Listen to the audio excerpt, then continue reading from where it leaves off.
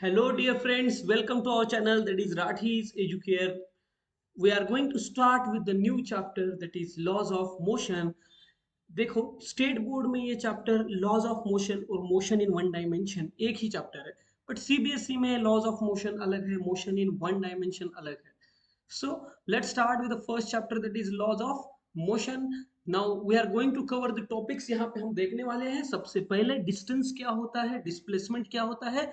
Then we are going to start with the speed and velocity. Then we are going to start with acceleration, retardation and three more equations for the motion. आज का lecture बहुत ही basics से start करेंगे हम. तो आपको पता है चैप्टर का नाम ही है motion. What is mean by motion? Yes, you are right. Motion means if a body is moving, but what if it is moving with respect to surrounding. ये किसके साथ मूव होना चाहिए? सराउंडिंग के साथ.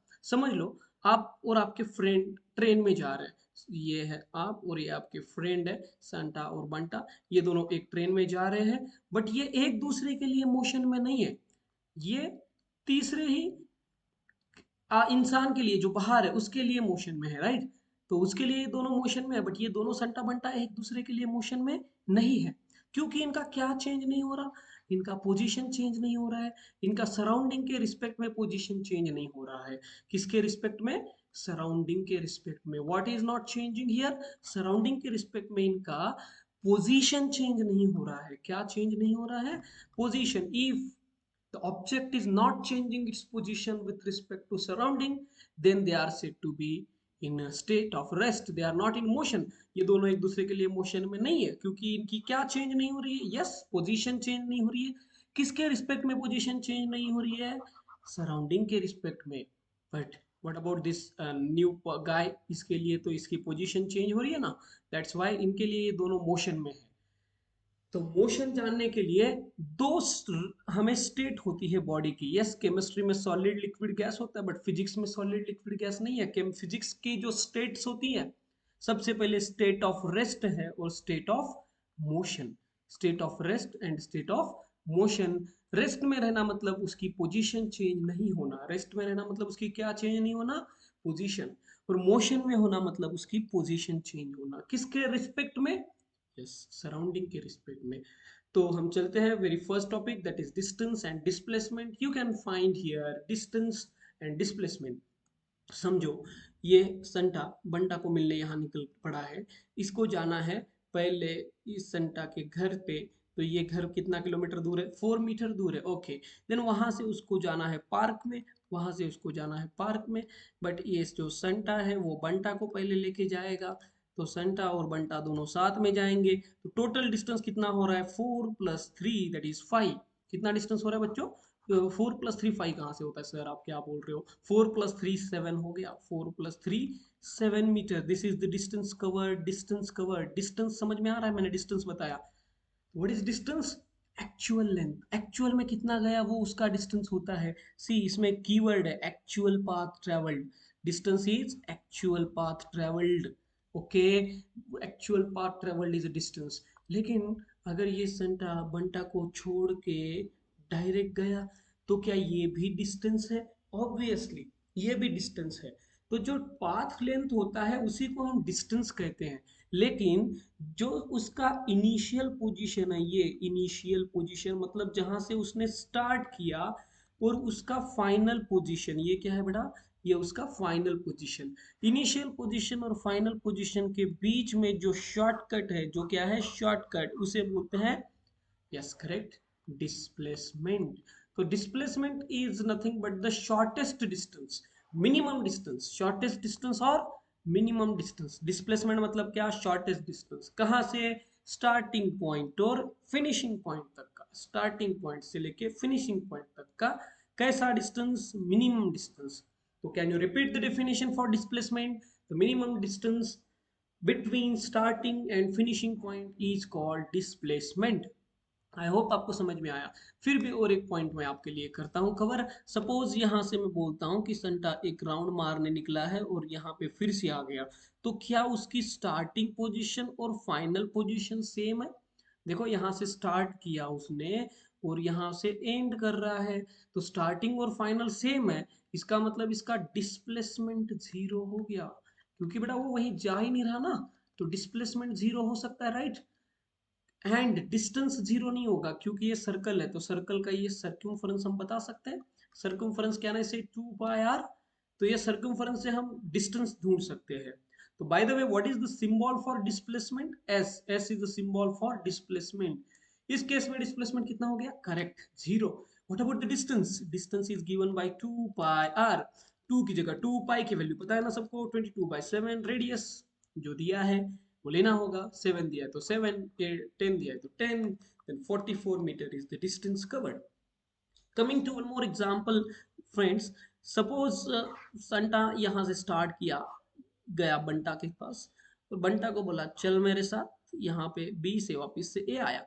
तो क्या मैं बता सकता हूँ, वो ए से बी गया और फिर बी से ए आया, क्या उसका स्टार्टिंग पॉइंट और फिनिशिंग पॉइंट, स्टार्टिंग पॉइंट और फिनिशिंग पॉइंट, स्टार्टिंग पॉइंट को क्या बोलते हैं? Correct, initial position. और फिनिश पॉइंट को क्या बोलते हैं? Final position. ये दोनों सेम है, स्टार्टिंग पॉइंट और फिनिशिंग पॉइंट सेम होता है, तो उसका डिस्प्लेसमेंट, यस करेक्ट बता रहे हो, जीरो होता है उसका displacement. What about the distance? Distance तो हम यहाँ पे बोल देंगे, समझो 5 किलोमीटर गया है, 5 किलोमीटर रिटर्न आया, तो डिस्टेंस कवर हो गया 5 + 5 दैट इज 10, लेकिन डिस्प्लेसमेंट हो गया zero. Okay, now let's start with the one more example. Suppose Santa यहाँ से स्टार्ट करता है और यहाँ पे चला जाता है एक सर्कुलर पाथ में, उसने ए से स्टार्ट किया और बी पे गया, तो ये जो होता है ना वो सेमी सर्कुलर, ये 2πr का आधा है, ये डिस्टेंस है। लेकिन displacement is the minimum distance between starting point and finishing point. अभी इसका बीच में मिनिमम डिस्टेंस स्ट्रेट लाइन ही हो सकता है, तो ये जो स्ट्रेट लाइन है ये क्या डायमीटर के बराबर है, तो डिस्प्लेसमेंट होगा, डिस्टेंस होगा पायर, क्योंकि 2 2 कटेगा, डिस्टेंस कवर होगा पायर, और displacement denoted by symbol S, ये जीरो हो जाएगा। आई होप आपको बहुत सारे एग्जांपल्स यहाँ पे क्लियर है। Let's start with few more topic, that is इसका डिफरेंस हम पहले कवर कर लेते हैं। मैंने अभी अभी बताया, पहला तो डेफिनेशन लिखना है। फर्स्ट पॉइंट आपको हमेशा क्या लिखना है? डेफिनेशन लिखना है। फर्स्ट पॉइंट हमेशा क्या लिखना है बच्चों? डेफिनेशन। सेकेंड पॉइंट, ये स्केलर क्वांटिटी है कि वेक्टर क्वांटिटी? सर अभी ये क्या नीच में डाल दिया स्केलर और वेक्टर। देखो स्केलर क्वांटिटी तो ऐसी क्वांटिटी होती है जो किसी पे डिपेंड करती है, सिर्फ मैग्नीट्यूड पे, डायरेक्शन पे डिपेंड नहीं करती। मतलब सर देखो, डिस्टेंस बताने के लिए हमें डायरेक्शन देखनी है क्या? कहाँ से भी कहीं पे भी जाओ, बस हमें कैलकुलेट करना है और बताना है, तो डायरेक्शन की कोई रिक्वायरमेंट नहीं है। डिस्प्लेसमेंट में डायरेक्शन चाहिए होता है, डिस्प्लेसमेंट में मतलब इस साइड में जाना है कि इस साइड में जाके पीछे आना है, बेसिकली डिस्प्लेसमेंट को डायरेक्शन की जरूरत है। तो ऐसे जो भी क्वांटिटीज को क्या चाहिए बेटा, क्या चाहिए? डायरेक्शन चाहिए। क्या चाहिए? डायरेक्शन। तो उनको वेक्टर क्वांटिटीज बोलते हैं। डिस्टेंस को डायरेक्शन की रिक्वायरमेंट नहीं है, इसीलिए उनको स्केलर क्वांटिटी कहते हैं। तो first point will be definition, second point will be is it a scalar और वेक्टर, थर्ड पॉइंट ये पॉजिटिव है कि निगेटिव, मतलब ये हमेशा पॉजिटिव होता है और ये पॉजिटिव भी हो सकता है, निगेटिव भी हो सकता है। क्यों सर? समझो इधर 5 मीटर गया मैं और रिवर्स में 10 मीटर आया, तो मेरा डिस्प्लेसमेंट ये इधर 5 - 10 करना पड़ेगा, -5 हो जाएगा। बट डिस्टेंस मेरा 5 + 10, देखिए 5 डिस्टेंस मेरा कितना होगा, 5 + 10 15 हो जाएगा। बट डिस्प्लेसमेंट निगेटिव आया ना, क्योंकि डिस्प्लेसमेंट को डायरेक्शन है इसीलिए वो निगेटिव हो सकता है।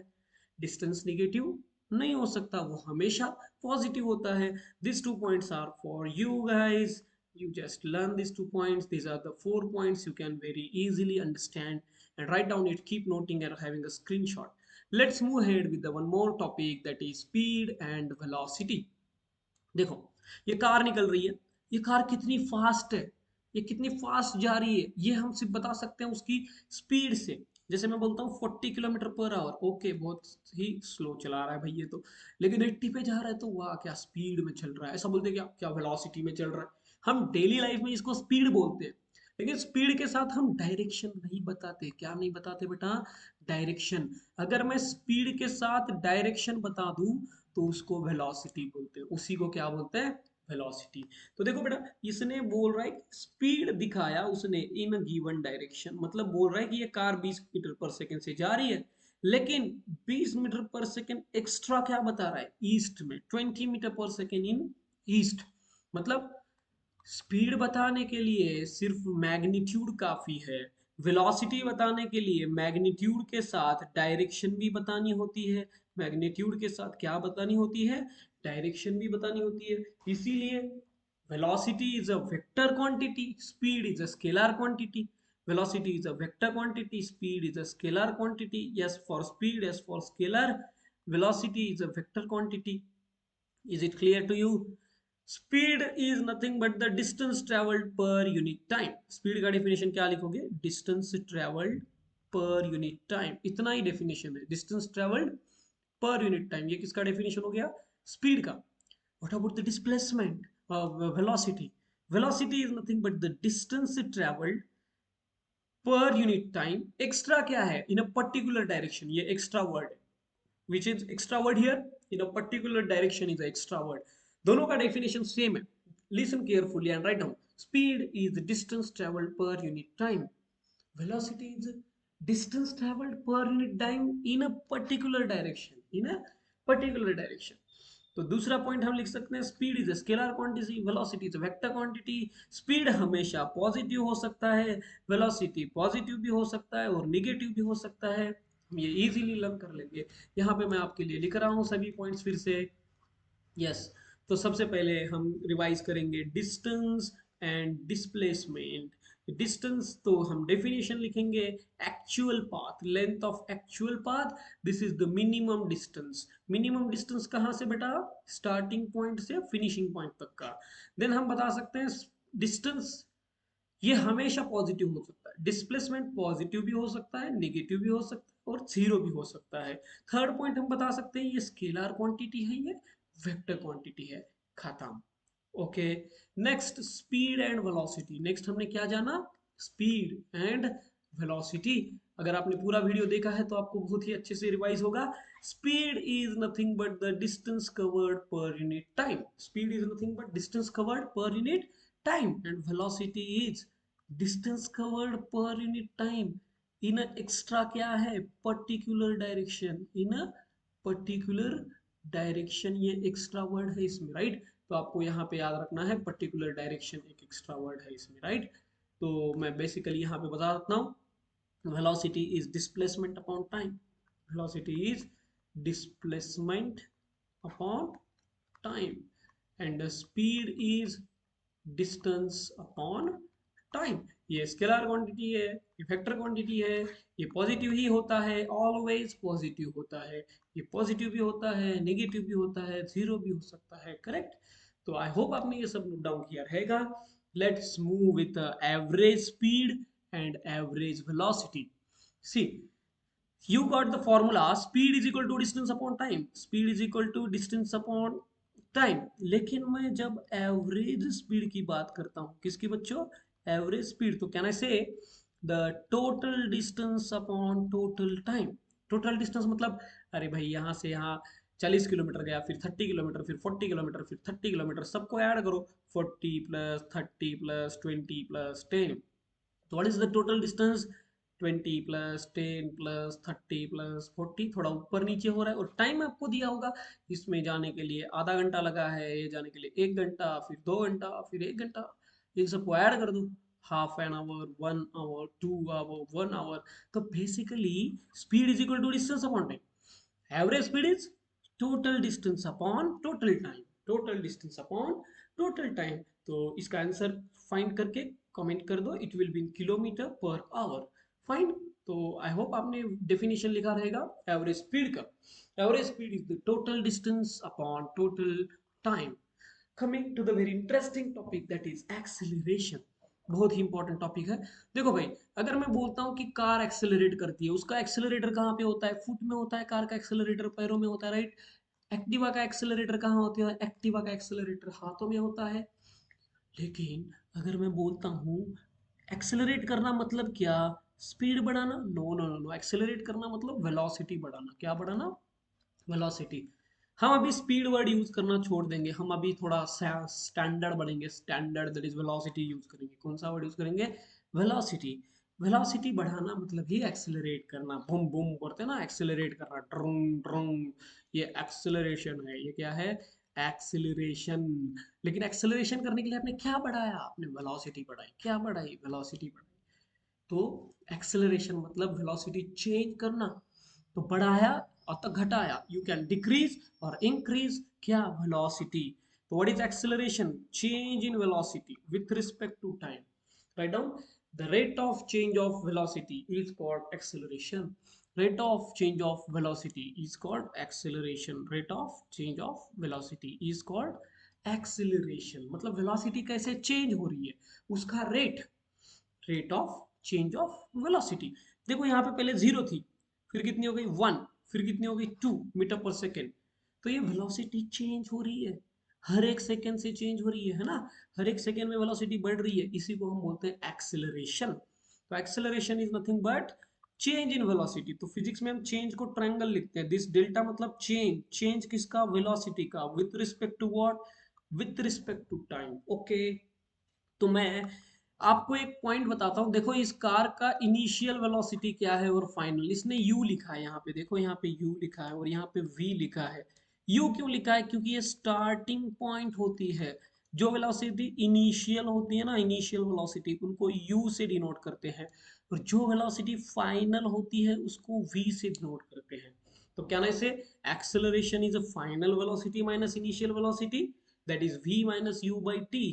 v minus u by t, this is nothing but the acceleration, v minus u by t। तो सर क्या एक्सेलरेशन का यूनिट होगा, ऑब्वियसली होगा ना। बट देखो अभी तक हमने जो क्वांटिटीज कवर की है, स्पीड एंड वेलोसिटी, इन दोनों का यूनिट तो सेम ही है, ऑब्वियसली मीटर पर सेकेंड। लेकिन जो एक्सेलरेशन है ना, उसका यूनिट आपको थोड़ा ध्यान से समझना होगा।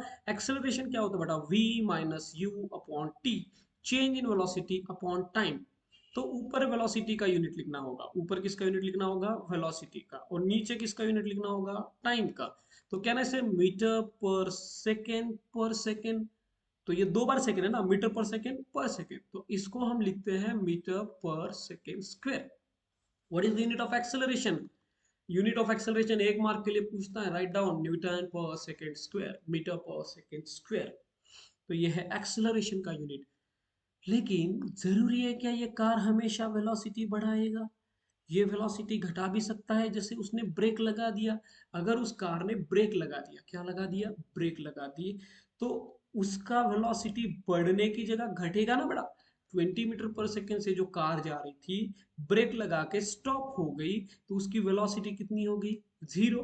तो मैं बोल सकता हूँ कार की स्टार्टिंग में वेलोसिटी कितनी थी, 20, बाद में कितनी हो गई, जीरो। तो स्टार्टिंग वेलोसिटी को हम डिनोट करते हैं u से, फाइनल वेलोसिटी को हम डिनोट करते हैं v से, फाइनल वेलोसिटी को हम डिनोट करते हैं v से। तो कहने से a is equal to v minus u by T.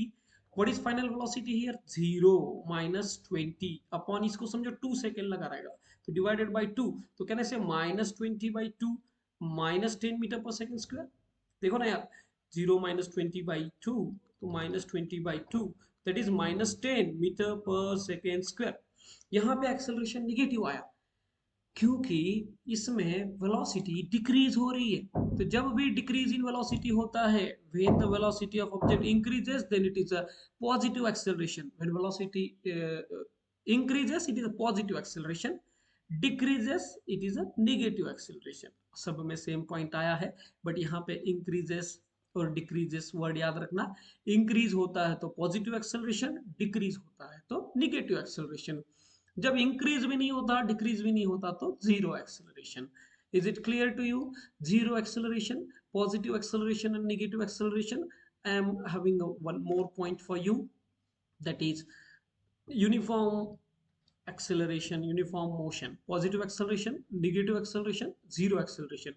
remember, positive acceleration के लिए आपको वेलोसिटी इंक्रीज करनी पड़ेगी, वेलोसिटी इंक्रीज। नेगेटिव एक्सेलरेशन के लिए वेलोसिटी डिक्रीज करनी होगी, और जीरो एक्सेलरेशन के लिए वेलोसिटी कांस्टेंट रखनी पड़ेगी। वेलोसिटी आपको क्या रखनी होगी, constant, there is no change, मतलब वेलोसिटी चेंज ही नहीं होगा। 20 मीटर पर सेकंड से जा रहा है तो थ्रू आउट 20 मीटर पर सेकंड से ही जाएगा। नेगेटिव एक्सेलरेशन मतलब 20 का जीरो हो जाएगा, पॉजिटिव एक्सेलरेशन मतलब 0 का 20 हो जाएगा। तो ये था acceleration, positive, negative and zero. By the way, negative acceleration का दो नाम है, First one is retardation. The negative acceleration is called retardation. The negative acceleration is also called as deceleration. Okay, तो सर इसका यूनिट भी same होगा क्या? Obviously इसका भी यूनिट सेम होगा, मीटर पर सेकेंड स्क्वायर। इसका भी यूनिट मीटर पर सेकेंड स्क्वायर। आई होप आपको पॉजिटिव एक्सेलरेशन, नेगेटिव एक्सेलरेशन और जीरो एक्सेलरेशन क्लियर है। ये बचे हुए पॉइंट्स हम uniform, non uniform motion, circular motion, you will get these all the point in the next session. This will be all about for today's session. Hope you are noting down all the points with me. Thank you everyone, take care, bye bye from Rathi's Educare.